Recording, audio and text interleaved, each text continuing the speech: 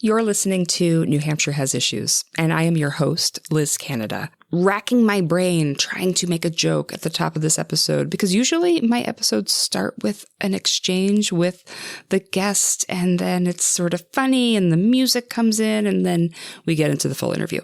But in this case, the interview is the whole thing. Like when the music stops from the intro, you're getting the beginning to end interview that I had.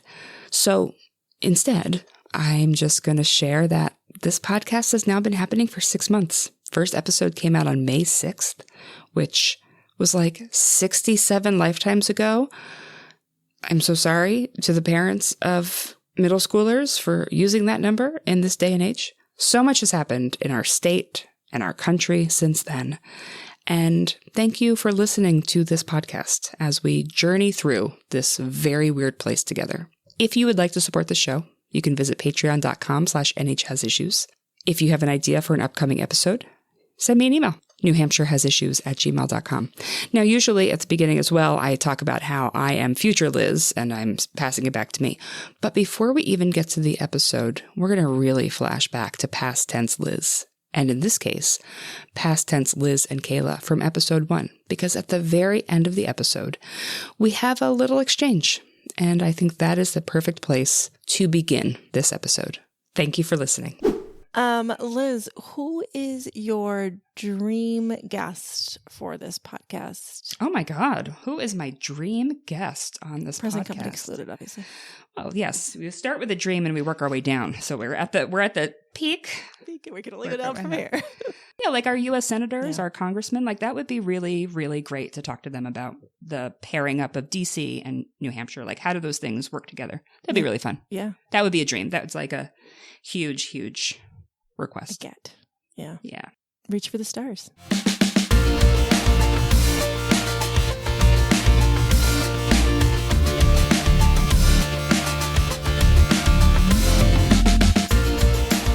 Welcome to New Hampshire Has Issues, the podcast that dares to ask, have I made it as a real podcast host now that a congressman is here visiting me? My guest today, and I can't believe it still, my guest today is a former New Hampshire state rep, a former county treasurer, stop me if I'm wrong, Congressman, at any moment, former county treasurer, former New Hampshire executive counselor, shout out to the executive council every time I can. He is a co-owner of the Puritan Back Room, where my family has eaten a lot of chicken tenders and ice cream over the years. And perhaps most important, he is the U.S. Congressman for District 1, which is my district, actually, here in New Hampshire. Congressman Pappas, thank you so much for being here. Thank you. I'm so honored that you're here. Well, it's great to be on the show. Thanks very much for having me, and just appreciate the way that you're helping to connect people to their government and to important issues in New Hampshire. So look forward to the conversation here. Thank you so much. And I love doing this podcast. I have to be honest that it's kind of a big day today. We're recording it on Monday, November 10th. I'm really curious to hear your thoughts on this because this episode goes live tonight at midnight for Veterans Day. I asked you to come on to talk about veterans. Mm-hmm. The federal government has been shut down since October 1st. Late yesterday, we found out that our U.S. senators from New Hampshire had worked on a deal to reopen the government. And with the government shut down, many people have been working without pay, lost their jobs. SNAP benefits have been, withheld, but then they're out. And there's a debate with the Trump administration. But I think what's on a lot of people's minds today is that the deal does not appear to include the changes that folks are looking for health insurance premiums. And I know that I did a little TikTok last week about this, and I had a lot of folks write about how much their insurance prices will go up every month if this isn't resolved. And so I'm not asking you to speak for the senators. That would not be fair to you. You are not them. But I am asking you your thoughts on this deal, since this is like the breaking news of the day, and I have you here. So, Congressman Pappas, tell me your thoughts on this federal government situation that we're in right now. Well, I've said from the beginning that any deal needs to ensure that we are avoiding a huge spike in health insurance premiums this year. And right now, we have people shopping for plans on the marketplace. Those plans went live on November 1st. So this is incredibly timely right now. And I'm talking to folks across New Hampshire, whether they're individuals that are getting their own insurance, a lot of small businesses and nonprofits that are impacted by this, where their employees will get their health insurance off the exchange. They're seeing huge spikes. I met a guy the other day. He said his premiums doubled from 2025 to 2026, and he's not sure how his family can continue to carry coverage. So everyone's in a tough bind right now. And even if you don't get your health insurance off the exchange, you're likely to see huge premium increases because there's a ripple effect across the healthcare marketplace. So we've got to act on this. And any deal I've said all along that doesn't appreciate the need to extend these healthcare tax credits is not going to get my support because this is too important to the people of New Hampshire. We can and should do both things at once, fund the government adequately, and make sure that we're avoiding a huge spike in healthcare costs in New Hampshire. So I hope there's still going to be an opportunity in the House to get a bill to the floor to deal with this. Part of the deal was to get a vote in the Senate on a bill. And while that's an important start, certainly we can't just have a vote in the Senate and feel good about it. We've got to get it through the House and to the president's desk and get it signed. So I'm trying to work with colleagues to figure out how we work through this political logjam to get something done on healthcare. And I'm not going to give up. And so we'll see. We should be back in session over the next few days. Clearly, this shutdown needs to end. And the only way it's going to end is if everyone gets in a room and negotiates something. And so it's possible that this will clear and get to the president's desk that will provide government funding through January. But there's a lot more work to do to own up to the responsibility we have to create more affordable communities, to lower costs, whether that's healthcare, childcare, housing, energy costs. We've seen no action throughout this year. It's been one of the most unproductive sessions of Congress. And so I just don't trust that Speaker Johnson's going to do the right thing and work with us to get a bill to the floor on healthcare, but I'm going to keep pushing. Thank you, Congressman. Thank you for fielding that question, even though it was last minute sort of situation, which I think a lot of people woke up this morning feeling that way, of being surprised that this was happening. But really appreciate you addressing that. You know, speaking of all those issues that you talked about, healthcare, employment, housing, like all of those things have to do with veterans. It's Veterans Day. This episode is for Veterans Day specifically. And I know that you serve on a congressional committee on Veterans Affairs. I like on the podcast to talk about, like, what do these weird committees do in the State House? And so I'm hoping you can tell us, you know, I'll just ask it very frankly, what the heck does a congressional committee do? And what does the Committee on Veterans Affairs actually do? What does that actually mean? Well, so the issues are broken up into committee jurisdictions. So there are individual committees, groups of people on both sides of the aisle that get together and meet and introduce bills, mark up bills, so literally go line by line and make edits to bills in order to produce a final product, which is a bill that goes to the floor and gets a vote in the House and Senate. And so it's one of the few places, the Veterans Affairs Committee in the House, where you still get that sense of common purpose, where people treat issues as Americans first. And yeah, like anything else, it's become a little bit more partisan and divided. But boy, there's still great opportunities for us to do good things for veterans. And so I'm the top Democrat on a subcommittee that deals with economic opportunity for veterans. And so if you think of the veteran space, then you have that broken down into all these sub areas, whether it's economic opportunity, disability benefits, healthcare, memorial affairs that deals with cemeteries. And so each of those issue areas has a purview. And so I'm on the Economic Opportunity Subcommittee. So I work very closely with the chair of that committee. And we've introduced a number of bills together, have worked on issues like veteran homelessness and the threat of foreclosure for a lot of our veterans as a result of an important program expiring. And so we worked on a bipartisan bill to create a new program that allow veterans to make partial payments so that they don't face foreclosure, that there's a way that VA can work with them to get on a payment plan to save their home and to keep them in place. So that's just one example of how we can come together and do the right thing for veterans. And here in New Hampshire, we have almost 100,000 veterans. I didn't serve myself, but we've got a lot of great folks around the state that are part of the great tradition that we have in New Hampshire of service. And it goes back to our very founding as a state. It's a very patriotic state. People love those that wear the uniform of this country. I was just out at a Veterans Festival this weekend in Merrimack, and there were hundreds of organizations there, grassroots organizations that are New Hampshire-based, that were started by people in their communities because they identified a gap in areas where there's support for veterans. It could be mental health. It could be issues around housing. It could just be local posts from veteran service organizations like the VFW and American Legion that do stuff and create communities for veterans. And so there are hundreds in New Hampshire. I think it just speaks to the way that Granite Staters step up for those who have served and are working to help meet their challenges. Those that signed up to serve, they signed a blank check up to and including their lives to give that to our country and to what our nation stands for, to secure our freedoms and our safety.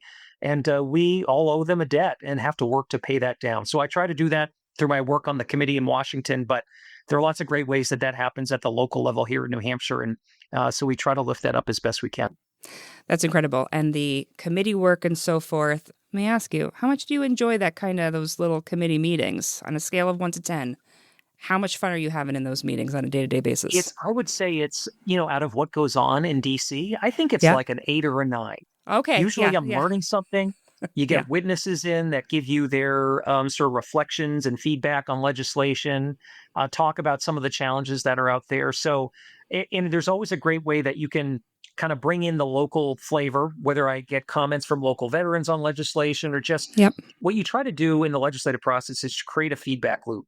You are active at home, you get out there, you hear what's on people's minds, hear what the challenges are, and then take that to Washington to inform the legislative work so that it's relevant to folks back home. Because what you don't want to have happen, and I see this happen a lot, is you've got people with good intentions in Washington that design something, that write a bill, design a program, but it misses the mark in terms of reaching people back home. And so you try to close that gap by making sure that it's connected to people's realities. And so I enjoy those hearings a lot. I learn a lot from it. I think it's a great way to sort of exchange ideas. And at the end of the day, we need more deliberation, whether it's in Concord or in Washington. We need people that are willing to kind of come out of their corners and engage with each other. And it's still possible to get things over the finish line, even in a divided Washington. And it sounds like with your committee, you're able to do that in a bipartisan way, which maybe a lot of folks forget that actually can still happen out in Congress and in other places for our the legislative process and so forth. What do you feel like, what more can be done? How can, whether it's everyday Granite Staters or whether it's Congress or the federal government, what more can be done for veterans in New Hampshire or in the United States? Well, we've got work to do here on the healthcare front. If you think about VA healthcare, we're the only state in the lower 48 United States without a full-service VA hospital. We've got a great medical center in Manchester that has improved a great deal over the last 10, 20 years as a result of veteran input. We've got these local clinics that are scattered around New Hampshire. We also have community-based care, so private providers that are part of the VA network. And New Hampshire benefits a great deal from that. It helps close the gaps in rural and underserved areas of our state. But nothing substitutes for VA-based care with knowledgeable providers that understand veterans, know how to work with veterans. And that's often the first place that veterans want to go. So I believe that we need to continue to bolster those services at Manchester, get that full service hospital designation, and help make sure that there are more clinics around the state that are meeting veterans' needs. So that's one area where I think we have some room to improve. I would say I hear a lot from veterans too about the need for alternative therapies, whether that's things like equine therapy or acupuncture and massage therapy. VA's been a little bit hesitant to fully adopt this, to allow doctors to prescribe these therapies in a way that people can really get access to them out in the community. And so we've got a ways to go to make sure that these things that work, and there isn't a one size fits all approach. For a veteran with PTSD or other afflictions, maybe they're using opioids to manage pain. Many of them have found that these alternatives provide for a better quality of life. They're able to get off medications. And it's also more cost effective. And so we've really been pushing at the urging of veterans in New Hampshire to push VA in the direction of fully embracing some of these options for veterans that I think would really continue to make a difference. So there's a lot out there. I think, in New Hampshire, as I mentioned, lots of organizations that want to do good for veterans around our state. This shouldn't be a government-only approach. And so we do benefit a great deal from nonprofits and the private sector in the way that they help fill in gaps for veterans too. That's fantastic. I was able to interview Henry Oach from Harbor Care about the supports that they're putting into place for folks who are veterans who are homeless, but also healthcare, employment opportunities, things like that to support veterans. So I know that all of you are working together, whether it's here at the state or up in Congress. I guess down in Congress, technically, geographically. I'm not great at geography, but I think that's south. So what do you wish people knew about the work that you're doing in terms of Veterans Affairs, or that the federal government in general does when it comes to supporting veterans? What do you wish people knew about this work? Well, I would say that we've come a long way. I mentioned the Manchester VA, and we've had struggles there through the years. It's an old facility, pipes breaking. Veteran confidence in terms of VA healthcare was pretty low, and that's come back because of the veteran engagement and some investments that we've supported that have expanded services, including mental health, and a new women's clinic that's opening at the Manchester VA. Women are the fastest growing group of veterans in this country, and we need to make sure that VA appreciates their experience and is able to fully meet their needs through the healthcare experience. So I would say that is an important step forward. We've also passed one of the first major expansions in veterans benefits in a long time, and that was the PACT Act, which provides support for veterans who have been exposed to toxic substances. And I meet tons of veterans, whether they're in the Vietnam generation with Agent Orange, or more recently, people who've been exposed to burn pits and oil wells that were on fire through the Iraq War, that served near incredibly toxic environments and are getting sick, or may have a fear of getting sick someday. And this gives them support and peace of mind that the help will be there through VA, that they don't have to go through a long process to prove that this was caused because of their service, that there's a service connection that is made and a presumption that's made that gives them access to the benefits and supports that VA is able to offer. So those are some of the things that I've been thinking about. And I think we still have a ways to go to kind of reach every veteran, but we do better when veterans do enroll in VA care, because it allows us to make the case for more providers, more specialists, more investment in the infrastructure. And so that's long been the message. Connect with VA, see if you're eligible, see a VA provider. That not only helps you, it helps a lot of other veterans out there that deserve access to those services too. Thank you, Congressman. And I will put links in the show notes for people to find out how to receive benefits or learn more about what benefits might be out there for them, as well as resources in general for veterans. If you or someone you know needs support, that there are ways to access those supports as well. Congressman, can I ask you one final question? I know I don't have a lot of time with you, sure but I can. do have I have a silly question for you, because in my research for this little bonus episode, I learned that you were on a game show. I did not know this about you, Congressman. Is this true that you were on a game show a long time ago? I have been on a game show. Yeah. It was over 10 years ago. I think it was about 15 years ago now. It's been a while is what the internets tell me. It's been a while. So it looks like you are a game show person. What is your absolute favorite game show that you've ever watched? What is your game show? Well, growing up, when I was a kid, we only had half-day kindergarten in Manchester. And I remember even at that age, the other half of the day, if I was afternoon, I was home in the morning, and I would get to watch The Price is Right with my mom on TV. And that, from an early age, was my favorite show. And actually, recently, there was a thing at the Capitol Center in Concord where they brought The Price is Right live on tour. Oh, that's right.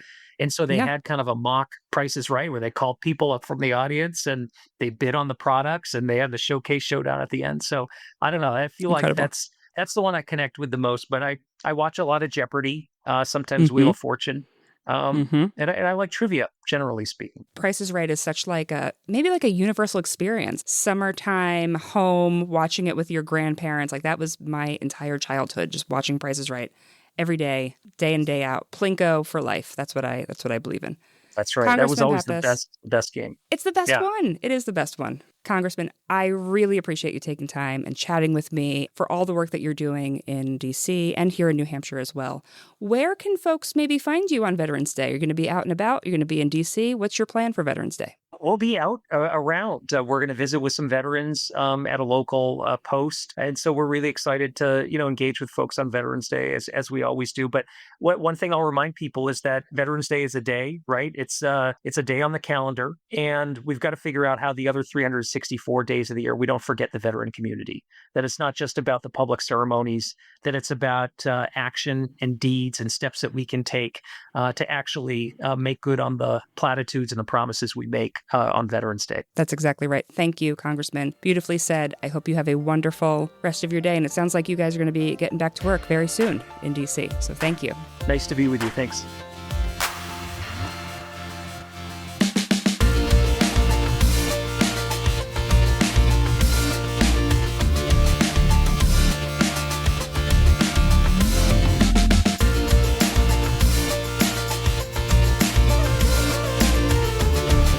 Kamala Harris. She wants to talk about New Hampshire. If you're listening, Kamala. If you're listening, please come on the pod. I'd love to talk to you.